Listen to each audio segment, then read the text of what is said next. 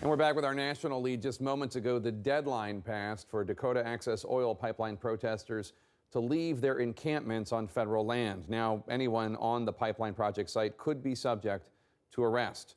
While some of the remaining protesters may be getting ready to dig in their heels even deeper, others are leaving the site. Some protesters have been setting fires to their own camps, either because they did not have enough time to break them down or because the tents are, quite frankly, frozen to the ground.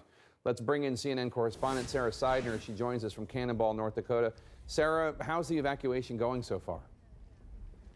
So far, we've seen 75 to 100 people who have walked out peacefully. They were chanting, they were singing, they were beating drums, and they were crying. There were several people who had tears in their eyes as they left the camp. Many of them have called this home for many, many months. Some of them since August and September. They have weathered a lot of storms here, and they were very, very sad to leave, but they did leave peacefully. Now I want to give you a look at the camp. We are very far away from the camp, where we're normally right in front of it, but law enforcement pushed us back to this area, saying they needed the space for their cars, and there is a huge contingent of law enforcement here, bigger than we have ever seen since this encampment ended up being populated. I know you remember this, Jake. Back just a few months ago, there were upwards of 10,000 people here. If you take a look out there now, a very different scene. First of all, the snow is gone. It is a muddy, wet mess, which is one of the reasons why authorities and the tribal council wanted people to leave, because it is in a floodplain, but there are also far fewer people there.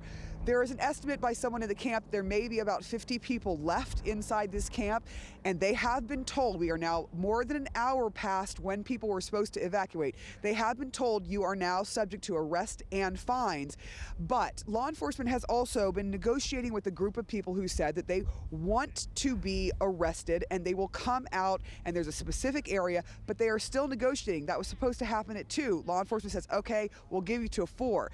Here's what one of the people inside the camp who has now evacuated said about those who were left behind. I fear for the safety of the people. You know, we have a lot of elders who are going to stay. Women are going to stay too. And I fear for them.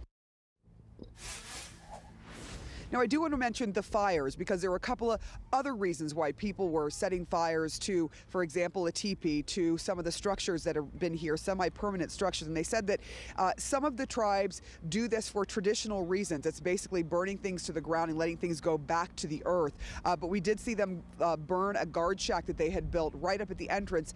And a little interesting tidbit here, they had a television set up there, not plugged in, of course, there is no electricity, but it said the revolution will not be televised.